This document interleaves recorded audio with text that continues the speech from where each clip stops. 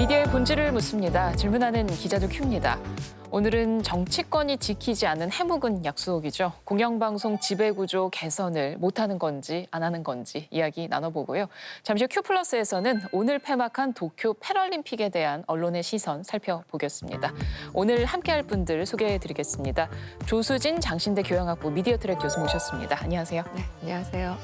자, 그리고 KBS 홍성우 기자도 함께합니다. 안녕하세요. 네, 안녕하세요. 네, 이렇게 두 분과 함께 오늘 이야기 본격적으로 시작하겠습니다.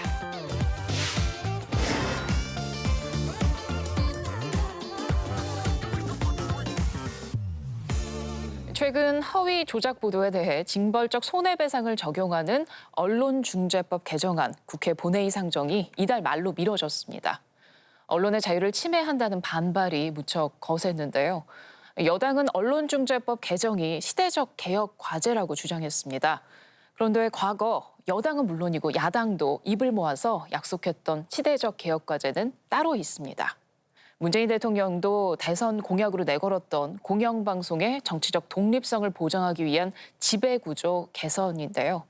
또다시 관련 논의는 미뤄진 채 지난달 KBS와 MBC의 이사회가 꾸려졌습니다.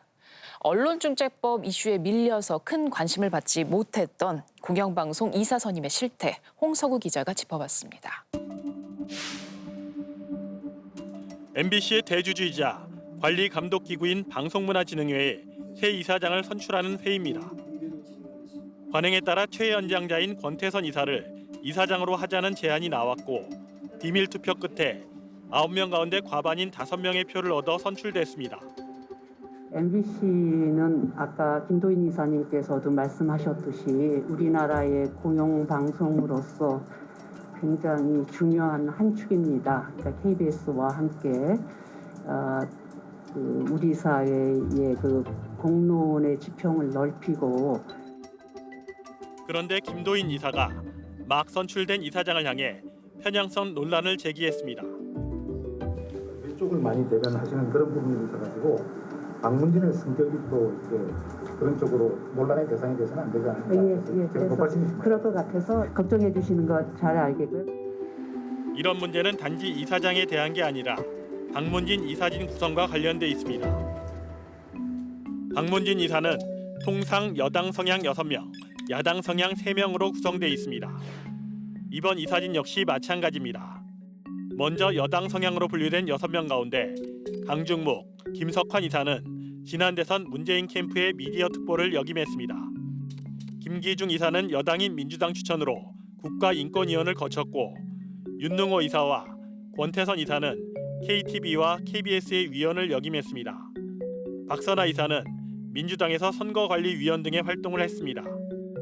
야당 성향으로 분류되는 이사 3명 가운데 MBC 출신인 김도인, 임정환 이사는 각각 자기소개서와 직무수행 계획서에 지금의 MBC가 정파적이라는 평가를 받고 있다고 썼습니다. 지성우 이사는 2017년 8월에 낸 논문에서 이명박 전 대통령 당시 언론노조 MBC 본부의 2012년 171 파업이 정당하다는 사법부의 판결들이 옳지 않다고 주장했습니다. KBS의 홍성우인데요. 네. 이거 오늘 이사회 관련해가지고 지금 현행 이사 선임 제도에 대해서 뭐 대선 특보단 경력 등 뭐 일부 인사에 대해서 정치적 후견주의라는 MBC, KBS 노조들의 좀 비판이 있었습니다. 그 관련해가지고 인터뷰를 하실 거면은 자리에 앉아서 하시든지. 편하게 조금 이따. 즉답을 피한 권 이사장은 이사들이 정파를 대변하는 게 아니라 각자 주체적으로 시민의 입장을 대변해야 한다고 생각한다며 과거의 경험들을 반영해 좋은 지배구조 개선 법안이 나오기를 기대한다고 밝혀왔습니다. 이달 초 구성된 KBS 이사회의 11명의 이사진도 여당 성향이 7명, 야당 성향 4명으로 구성되는 관행이 유지된 것으로 평가됩니다. 여당 성향 7명 가운데 최연장자인 남영진 이사는 노무현 전 대통령의 대선 특보, KBS PD 출신인 김찬태 이사는 문재인 대통령의 대선 미디어 특보 경력이 있습니다. 조숙현 이사는 이번 정권 들어 KBS와 국가인권위, 서울시 등에서 각종 위원을 역임했습니다. 정재권 이사는 한겨레 21의 편집장을 역임했고 연임된 유일영 이사는 이번 정권에서 여당 몫으로 임명된 바 있습니다. 역시 KBS PD 출신인 이상효 이사와 언론학자 윤석년 이사도 여당 성향으로 분류됩니다. 야당 성향으로 분류되는 이사는 모두 4명입니다. 권순법, 이성래, 이은수 이사는 각각 KBS 기자와 PD 출신으로 지난 정권에서 KBS의 국장급 직책을 거쳤습니다. 변호사인 김종민 이사는 현 정부의 검찰 개혁에 대해 부정적인 글들을 썼습니다. 야당 계통 이사가 있고 야당 계통 이사가 있다 이런 부분에 있는데 이런 부분의 활동에 있어서 정치 중립은 어떻게 지킬 것인가. 그 부분이 이번에는 아주 희석이 된 걸로 보여요. 저는 누가 정치권 그전에 그런 말이 없었는데 이번에 처음 들었는데 정치적 후견주의라는 말이 있고. 네, 그렇죠. 네. 그런데 이번에 어디서 추천을 받았는지 전혀 알 수가 없었고.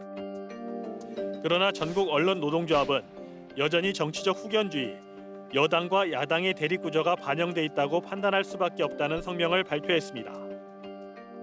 역시 공영방송인 EBS 이사진도 관례상 여당 성향 7명, 야당 성향 2명으로 구성됩니다. 여야가 정해진 비율대로 암암리의 공영방송 이사를 나눠 가지는 구조는 이번에도 반복됐습니다.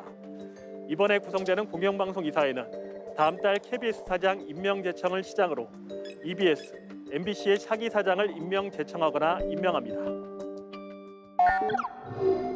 여야 KBS에서는 7대4, MBC에서는 6대3 이게 법으로 정해진 게 아닌데 말 그대로 관행인데 법보다 더 잘 지켜지고 있는 것 같아요.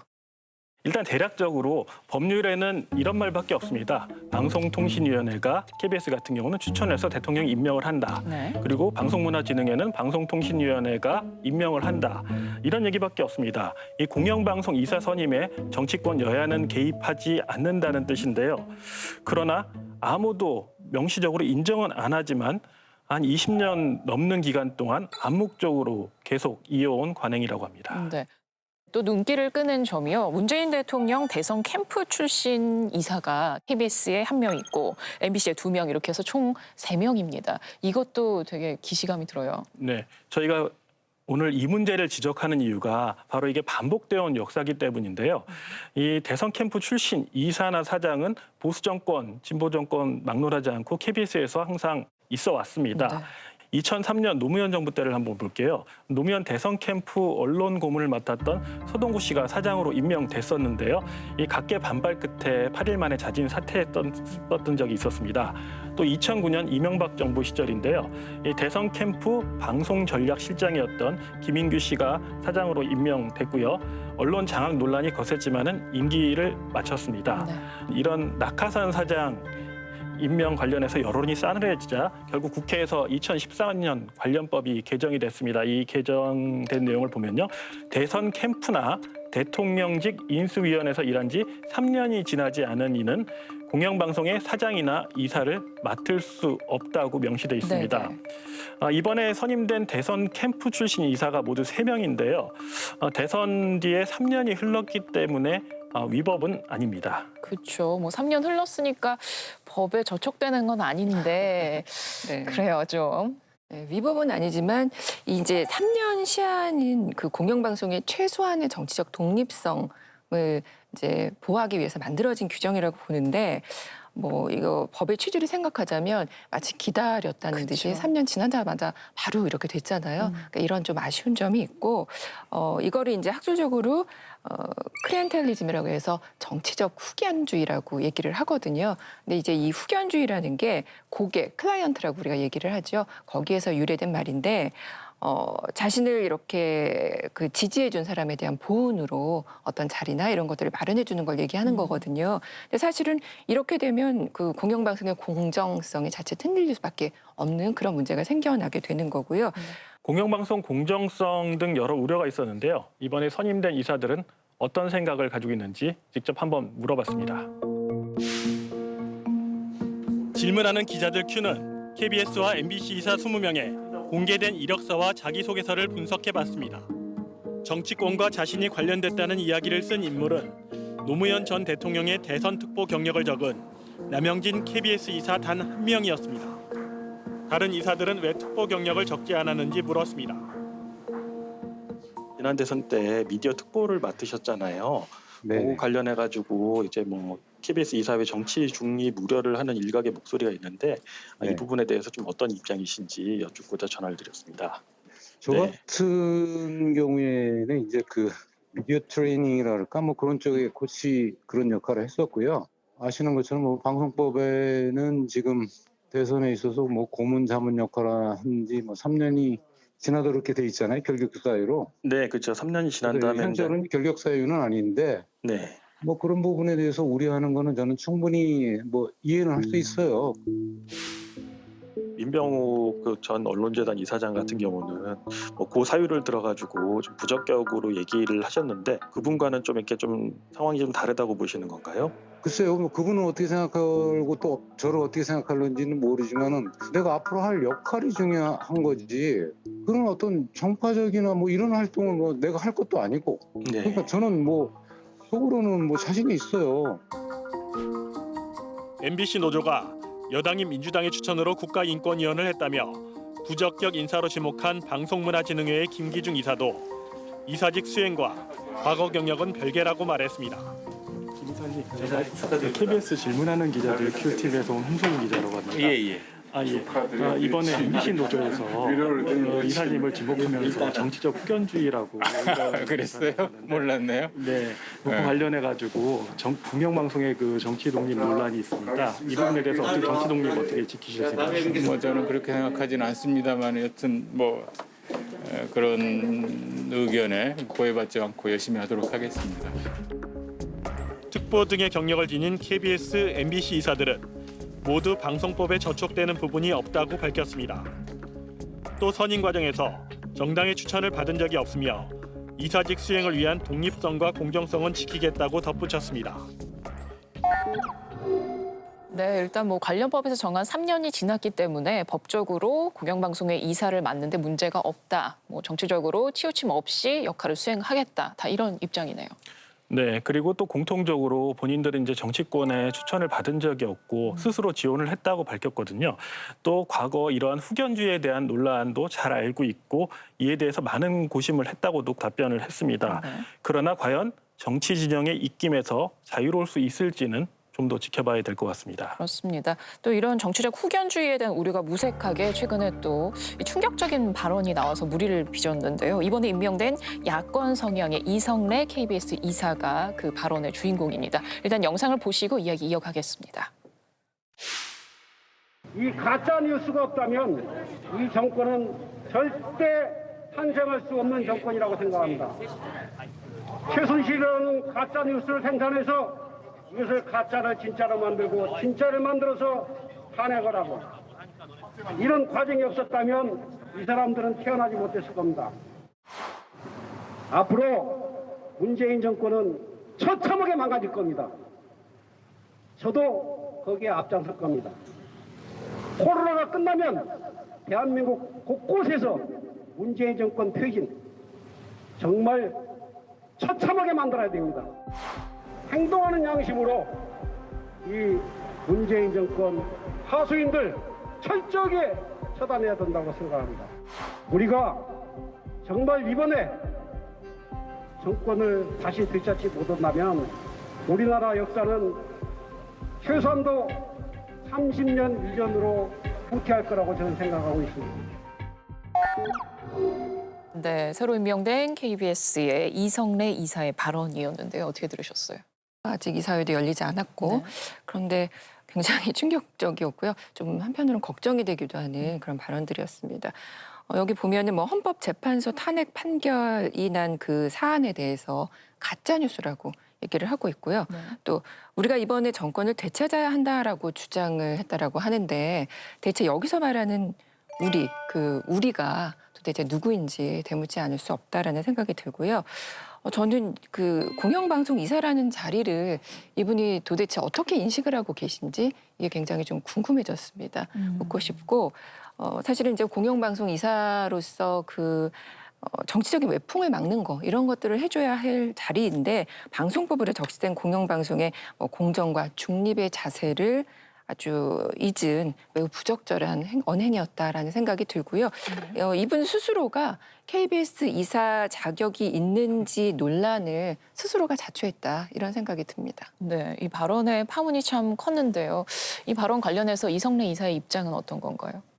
해당 발언은 이사 임기가 시작되기 전에 국회 앞에서 열린 언론중재법 반대 필리버스터에서 나온 발언이었거든요. 네. 한번 보시죠.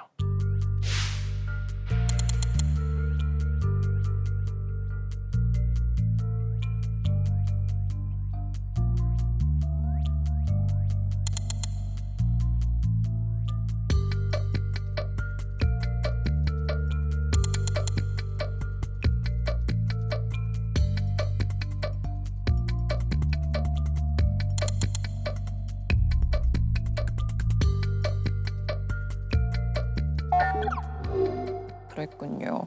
자, 이런 식으로 KBS의 이사회, 공영방송의 이사회의 정파성이 두드러지고 강해지면 실질적으로 어떤 문제점들로 이어질까요? 네, 그러니까 정치적으로 이렇게 치우친 이사들이 있으면 이제 정치적으로 치우친 사장이 선임이 되게 되는 거잖아요. 그리고 그렇게 뽑힌 사장은 여러 가지 인사권이나 이런 것들을 통해서 방송에 영향을 주겠죠. 아무래도 간섭이 되고 실제로 그동안도 그렇게 임명된 공영방송 사장이 보도나 방송 편집의 자율성을 침해한 의혹이 계속 제기되고 있었죠. 네.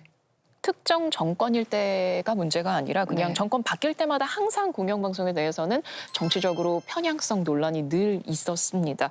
또 어떻게 보면 그렇게 될 수밖에 없는 구조적인 원인도 있어요. 네, 맞습니다. 그 현행 공영방송 지배 구조를 조금 쉽게 설명을 드려보면은요. KBS 사장은 KBS 이사회에서 선임을 하죠. 그다음에 KBS 이사회는 방송통신위원회가 추천을 합니다. 네. 그리고 대통령이 임명하는 그런 구조로 되는 거고요. 네. MBC 같은 경우도 방송문화진흥회에서 선임을 하고요. 방송통신위원회가 임명을 하게 되는 그런 구조를 가지고 있습니다. 그러니까 결과적으로 KBS와 MBC는 최종 임명권자만 다를 뿐이지 그 방송사 운영 방향을 결정하는 사장은 이사회가, 그리고 이사회 구성의 핵심적인 역할은 방통위가 하는 그런 기본적인 지배 구조는 좀 비슷하다라고 볼 수가 있습니다. 자, 그렇다면 이제 사실 방통위가 7대3, 6대3의 관행을 왜 계속 유지시키고 있는가, 요거를 생각해 본다면 그 방통위원이 5명이 있거든요. 근데 이 5명 중에 2명은 대통령이 지명을 하게 되고요. 그다음에 나머지 3명은 국회에서 여야 측에서 1명, 그다음에 야측에서 2명을 이렇게 추천을 해서 대통령이 임명을 하게 돼 있습니다. 그러니까 따지고 보면 이 5명 중에 집권 여당과 대통령 쪽에서 3명이 되는 거고요. 야당이 2명. 그러니까 3대2 구조가 되는 거죠. 그러니까 이 구조로 가다 보면 정치적 영향력이 이사회 구성, 그다음에 사장 선임까지 이어질 수밖에 없는 그런 구조인 거죠. 그렇네요. KBS에서도 실제로 사장 해임까지 이어지는 일이 있었죠. 정권 바뀌면서. 2008년 이명박 정부로 교체되고 6개월 만에 정연주 KBS 전 사장이 해임이 됐습니다. 네. 임기 도중 해임은 최초로 있었던 일이었고요. 2017년에도 문재인 정부가 들어서고 난 뒤 8개월 만에 고대영 전 KBS 사장이 해임이 됐습니다. 이 과정에서 이사회 구성원 숫자가 중요한데요. 정권 교체 성공한 직후에는 7대4였던 이사회 구도가 4대7로 이렇게 여야가 뒤바뀌게 되는 거고요. 이때 야권 성향 이사 1명이 자진 사퇴를 하게 됩니다. 그럼 여권 성향으로 보궐이사를 뽑게 되거든요. 5대6이 됩니다. 그다음에 배임 등 이유로 야권 성향 1명을 추가로 해임을 하게 됩니다. 그럼 또 여권 성향 보궐이사가 또 들어섭니다. 최종적으로 6대5로 비율이 역전이 됩니다. 6대5의 상황에서 이사회는 전 정권에서 임명된 사장을 이렇게 해임시키게 되는 거죠. 현재 공영방송 사장 선임과 해임은 이사회의 과반수 찬성으로 의결되도록 법으로 정해져 있기 때문에 가능한 일입니다. 다만 정연주 전 사장은 대법원에서 해임이 위법하다는 최종 판결을 받았습니다. 방송 공정성과 공익성 등을 훼손하는 사유로 해임된 고대영 전 사장은 해임 무효소송 1심에서 패소를 했고요. 현재 항소 재판이 진행 중입니다. 그렇지만 해임 과정을 보면은 정 전 사장의 경우 상대적으로 KBS의 외부 압력이 높았고요. 고 전 사장의 경우 내부 구성원들의 압력이 컸다는 차이가 있었습니다. 그렇군요. 다른 나라의 경우에는 공영방송의 사장 어떻게 뽑아요? 그러니까 그 해외 주요 국가 중에서 공영방송 사장 임명과 해임을 이렇게 이제 우리처럼 과반수 찬성으로 하는 나라는 사실 찾기가 힘듭니다. 그래서 매번 사실은 이 분야에 대해서 개선하라라는 목소리가 있었거든요. 근데 왜 아직까지 개선되지 않았겠는가 생각해 보면 사실상 이제 공영방송이 대선 승리의 전리품으로 취급되고 있지 않는가 이런 생각까지 하게 되고요. 공영방송 그 자체가 사실은 권력이기 때문에 뭐 이게 그 야권이든 여권이든 포기가 안 되는 거죠. 포기할 수가 없는 거죠. 야당일 때는 공영방송 지배 개선하자라고 이렇게 막 목소리를 높이다가 이제 그 입장이 바뀌어서 여당이 되면 갑자기 조용해지는 거 이런 정치권의 속내를 우리가 계속 봐왔고요. 그래서 사실은 이제 이 제도 개선 없이는 교체 때마다 매번 같은 일이 반복될 수밖에 없는 겁니다. 그렇습니다. 실상이 이렇다 보니까요. 공영방송 이사회가 여야 정치권의 축소판이다 이런 비판이 끊이지 않는데요. 그 현실 제대로 살펴봤습니다. 방송통신위원회는 이번 공영방송 이사 선임 과정에서 투명성을 강화했다고 밝혔습니다. 지원자 명단과 지원서를 공개했고 이를 본 국민들의 의견을 수렴하는 절차를 거쳤습니다.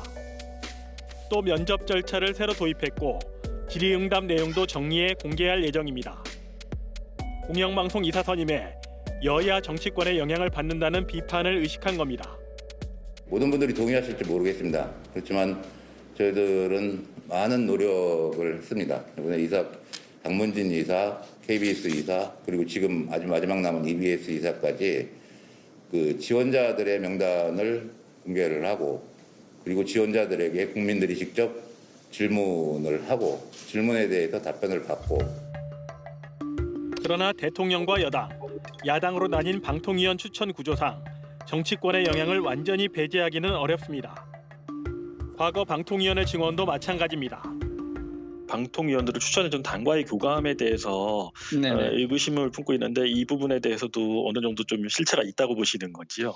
위원들이 판단했을 때 사실 형편없는 예를 들어서 이 사람을 넣었을 때 너무 이제 극단적인 대립이 예상된다. 그런 것은 좀 걸러줘야 되는 것이죠. 네, 그런 정도의 이제 자율성들은 분명히 갖고 했던 거고요. 뭐 그 정도 책임성은 갖고 있었는데요. 참 이게 부담스러운 게 이러한 어떤 암묵적인 어떤 그 배분 이런 부분들을 공식적으로 사실 언급한다는 것은 정말 부담스러워요. 그런데 만약에 새로운 제도 개선을 위해서 지금 현재 제도의 문제점을 드러내기 위해서 얘기해야 된다고 그런다면은 그 부분을 부인하지는 않겠습니다. 지금까지는 그렇게 운영되어 왔고 그것의 한계가 지금 드러난 거예요. 이러다 보니 공영방송 이사회는 여야 정치권의 암묵적인 나눠먹기가 될 수밖에 없었다는 겁니다. 물론 이제 지금은 이제 문제 제기를 많이 합니다만은 2000년 그 통합방송법 그 이제 시스템에 의해서 지금 이사회를 구성을 하는 거거든요. 근데 그때 당시에 암묵적으로 그때는 이제 여야가 다 들어온 그 사회적 논의기구인 방송개혁위원회가 있었지 않습니까? 그 방송개혁위원회에서 나름 정치적 타협을 했던 거죠. 그래서 각 정당의 어떤 그 대표성을 이제 반영해가지고 그렇게 구성을 했던 것이고요. 이렇게 뽑힌 이사들도 주요 사안에 대해 의논을 할 때면 성향에 따라 따로 모이기도 합니다. 뽑히신 분들 사이에서는 그냥 서로 다 그냥 아는 분위기죠. 아, 이게 이렇게 되는구나. 아니, 그 자기들이 살아온 인생이 있으니까 자기의 철학이나 또는 자기가 생각하는 어떤 가치나 올바른 방향이 있을 거 아니겠어요. 그걸 보고 아는 거죠. 공식 회의실은 다 하나고죠. 그다음에 이제 이사들 휴게실이 있는데 이사들 휴게실에 있는데 이제 친한 분들끼리 아무래도 뭐 그 모여서 이야기하고 그러지 않겠어요. 그거는 뭐 근데 어떻게 하라는 게 아니고 사람들이 자기하고 친한 분들이 있으면 이야기하는 것도. 공영방송 이사회는 사실상 정치권의 축소판인 셈입니다. 네, 뭐 여권 이사, 야권 이사 모이는 것도 따로 모이고 뭐 이런 건 좀 놀라운데요. 얘기 쭉 들어보면 이미 이렇게 큰 그림이 다 정해져 있는 것 같아요. 네, 그 비보도를 전제로 한 부분이 있어가지고 그 부분은 저기 리포트에 담진 않았습니다. 하지만 좀 더 내밀한 얘기들이 좀 오갔는데요. 정치권과 교감이라든지 아니면은 여권, 야권 성향 이사들이 어떻게 의견을 자기들끼리 모으는 과정이라든지 이런 설명이 있었습니다. 근데 왜 이런 거를 이렇게 힘들게 하느냐 물어봤더니 결국 이렇게 답을 했습니다. 주도권을 그 공영방송의 주도권을 누가 지느냐가 중요하기 때문이다. 이게 해소가 안 되면 해결이 안 된다. 이런 의견들을 좀 밝혀오시기도 했습니다. 정치권에서 이제 암묵적으로 정한 후보들도 있다는 말도 있었습니다. 이런 걸 보면 이제 공영방송 이사 임명을 어떻게 법에서 적시했는지를 좀 잊으신 것 같아요. 그래서 여기 KBS 방송법에 보면 각 분야의 대표성을 고려라고 나와 있고요. 그다음에 방송문화진흥회법 MBC는 전문성 및 사회 각 분야의 대표성을 고려하도록 이렇게 규정이 돼 있습니다. 네. 공영방송의 공적 책임을 강화하기 위해서는 그 이사회 구성을 다원성, 대표성, 전문성 이런 것들이 들어가도록 해야 하는 거죠. 대표성은 우리가 생각할 때 이제 지역, 세대, 계층, 여성, 종교 이런 것들도 다양해져야 되고요. 네. 그다음에 전문성은 회계, 법률, 저널리즘, 남북 문제, 시청자 권익, 공공정책 이런 것들도 다원화해야겠죠. 지금 이번에 꾸려진 이사회 현황은 어떻습니까? KBS는 총 11명 중에 10명이 남성입니다. 60대는 8명이었고요. 이 중에 언론인 출신 8명입니다. MBC를 보면요. 9명 중에 남성이 7명이고요. 또 60대 5명, 언론인 출신 6명으로 정리하자면 남성 60대 언론인으로 편중돼 있습니다. 대부분 또 자사 출신 언론인으로 다양성이 부족하다는 지적이 나올 수 있습니다. 출신 지역까지는 좀 확인하지 못했지만요. 지역성을 강화하라는 얘기들이 계속 나왔는데요. 이거는 고향을 따지라는 게 아니라 지역의 목소리, 또 지역 방송의 어려움을 대변한 인사가 이사가 되어서 지역 이슈가 공론장에 올라오도록 거론되도록 도와야 한다는 뜻이라고 합니다. 네. 이 역시 여러 차례 지적된 문제였지만 개선되지 않고 있습니다. 그렇습니다. 저 오늘 이렇게 얘기를 나눈 과정에서 사실 이미 해결책이 다 나와 있습니다. 뭐 공영방송 이사진의 정치적 후견주의 방지해야 된다. 또 이사회 구성에 있어서 다양성과 전문성을 강화해야 된다. 뭐 이미 다 답은 나와 있는데 이 공영방송 지배구조 개선 방안 또 과거에 논의가 안 됐던 것도 아니에요. 네, 그렇습니다. 2012년 대선 당시에 박근혜 후보의 공약이 바로 이거였어요. 공영방송 지배구조를 개선한다라는 거였는데 실제로 당시 국회 여야 모두가 참여하는 방송 공정성 특위를 만들어서 공영방송 지배구조 개선 방안을 논의를 했습니다. 그 활동 보고서만 보면은요. 여기 지금 있거든요. 엄청 두껍죠. 네, 네, 하나에 묶이지도 편이죠. 않습니다. 예, 들 수도 없는데 368페이지에 달합니다. 이 내용을 좀 살펴보면 KBS 이사를 13명으로 늘리고 17명, 야 6명으로 임명을 하고 좀 달라지죠. 사장 선임은 이사회 3분의 2 이상이 찬성하는 특별 다수제를 도입해야 한다라는 내용이 여기 있거든요. 특별 다수제를 도입을 하게 되면은요, 그 야당 성향의 이사도 찬성을 해야 사장 선임이 가능해지겠죠. 그러다 보면은 타협을 통해서 이제 의결하는 어떤 최소한의 법률 장치를 좀 갖춰보자라는 그런 의미인 거거든요. 하지만 이 두꺼운 368페이지가 무색하게 법안은 마련되지가 않았습니다. 그런가 하면 문재인 대통령도 대선 공약으로 공영방송의 지배구조 개선을 내놨습니다. 그게 또 국정과제로 되기도 했고요. 근데 지금까지 뭐 어떻게 얼마나 진행이 됐나요? 이제 민주당이 야당이던 시절 2016년입니다. 박홍근 민주당 의원이 이 368페이지 보고서와 흡사한 개정안 발의를 합니다. 그래서 당시 민주당은 법안 통과를 막는 그 당시 새누리당을 향해서 맹비난을 했었거든요. 근데 이제 2017년 문재인 대통령이 당선되면서 여야가 이렇게 뒤바뀌게 되잖아요. 뒤바뀌자 공영방송에 대한 입장도 또 바뀌게 됩니다. 그래서 야당인 자유한국당과 바른미래당 그 당시 박홍근 민주당 의원의 안을 찬성하면서 무조건 통과하자. 근데 반대를 하다가 이제 바뀌니까 무조건 통과하자 이렇게 얘기를 했는데 민주당은 좀 더 법안을 좀 보완해야 된다라는 식으로 하면서 여야가 바뀌면서 입장도 바뀌게 되는 거죠. 네, 그래서 정권이 공영방송에 대한 지배력을 이렇게 사실은 스스로 내려놓는다는 게 참 쉽지 않은 거다라는 생각을 그런 걸 보여준 반증이었고요. 특히 오늘날 이제 매체가 굉장히 많아지잖아요. 그러니까 그 정권이 매체를 장악하기가 어렵죠. 그러다 보니까 단기간에 여론 방향에 영향을 줄 수 있는 그리고 이제 특정 이슈를 공론화할 수 있는 그런 공영방송에 대한 지배력 이런 것들을 포기할 수가 없게 되는 거죠. 그러게 말입니다. 자, 지금 21대 국회에도 공영방송의 지배구조 개선 관련 법안이 여러 발의가 돼 있죠? 네, 취재팀이 찾아봤는데 한 8개 정도 발의되어 있는 상태였습니다. 현재 민주당 미디어 특위에서 논의가 진행 중이고요. 이 8개나 되지만 법안 내용도 좀씩 다릅니다. 그렇지만 크게 구분하자면 2가지 정도로 구분될 수 있습니다. 첫 번째는 방통위가 아니라 국민의 대의기구인 국회가 직접 공영방송 이사를 추천하자는 방안입니다. 이거는 암암리에 했던 관행을 아예 공식화하자는 그런 얘기고요. 다른 하나는 국민이 직접 뽑자는 얘기가 있습니다. 국회를 배제하고 국민이 직접 추천하거나 비영리 단체가 이사를 추천하는 방안 등이 있습니다.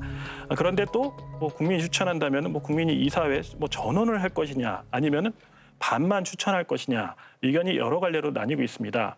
공영방송 이사를 누가 어떻게 임명하는 게 핵심입니다. 제일 중요한 거는 실제로 법을 개정할 의지가 있는지 여부일 것 같아요. 여야 각 당의 입장 어떻습니까? 여당인 민주당 같은 경우는 그동안 공영방송 지배구조 관련 개선 법안 여러 차례 국회에서 통과시키겠다고 이야기를 해왔는데요. 이번에도 정기국회에 가급적 통과시키도록 노력하겠다는 입장을 반복했습니다. 원론적인 입장을 다시 밝힌 거고요. 야당인 국민의힘 같은 경우는 정해진 당론은 별도로 없다고 합니다. 이에 대해서 전국 언론노조라든지 한국기자협회 또 PD연합회 이런 쪽에서는 조속한 입법을 촉구하고 있습니다. 네. 방송법 제44조 1항이요. 공사는 방송의 공정성과 공익성을 실현해야 한다. 이렇게 공영방송의 역할을 적시해 놓고 있습니다. 그래서 정작 그 법을 만든 국회가 이 법의 실현을 가장 맡고 있는 존재가 아닌가 싶은데요. 공영방송 지배구조 개선안 과연 언제쯤 국회에 통과할 수 있을까요? 공영방송의 독립성을 보장하는 완벽한 제도는 사실 없습니다. 그런데 이 완벽한 제도가 없다라는 것이 현재 그 정치적 후견주의를 당연시하는 그런 논리가 돼서는 안 된다. 이게 좀 가장 중요할 것 같고요. 그다음에 공영방송의 독립성을 위해서는 그 공영방송 내 구성원과 또 외부 시민사회가 연대해서 법 개정에 나서려는 노력이 좀 필요할 것 같습니다. 사실은 우리 시민들이 정치적 후견주의에서 벗어난 언론의 모습을 본 적이 없어요. 그렇죠? 네, 본 적이 없기 때문에 정치적 이 후견주의가 사라진 이후에 언론이 시민에게 어떤 이익을 가져다 줄 것인가에 대해서는 알지 못하는 지금 상태인 거죠. 그래서 관심을 좀 더 가지셔야 되고요. 그래서 공영방송 지배구조 개선은 진보, 보수, 여야 이런 진영의 문제가 아니라 공영방송의 중립, 그다음에 공정성을 되찾는 문제임을 인지를 하고 시민들이 연대해서 함께 좀 힘을 모아야겠다 이런 생각이 좀 듭니다. 네, 공영방송 구성원들의 역할도 말씀을 하셨는데요. 구성원으로서 홍석우 기자는 어떻게 생각하세요? 공영방송 KBS는 국민이 내는 수신료를 중심으로 운영이 됩니다. 그렇다면은 공영방송의 주인은 결국 수신료를 내는 국민이라고 볼 수 있거든요. 때문에 정치적 이해관계에 따라서 공영방송의 입장이나 논조가 좌지우지되어서는 안 된다고 봅니다. 불편부당해야 되고요. 편향성, 중립성 논란 끝내기 위해서는 제도적인 개선이 반드시 필요하다고 저는 강하게 생각합니다. 네. 자, 민주당이요. 언론중재법 개정안 논의를 야당이 국민의힘과 함께 이어가겠다고 밝히면서 또 공영방송 지배구조 개선도 추진해가겠다는 입장을 최근에 밝혔습니다. 이 약속이 이번에는 지켜질 수 있을지 잘 지켜보도록 하겠습니다. 두 분 말씀 감사합니다.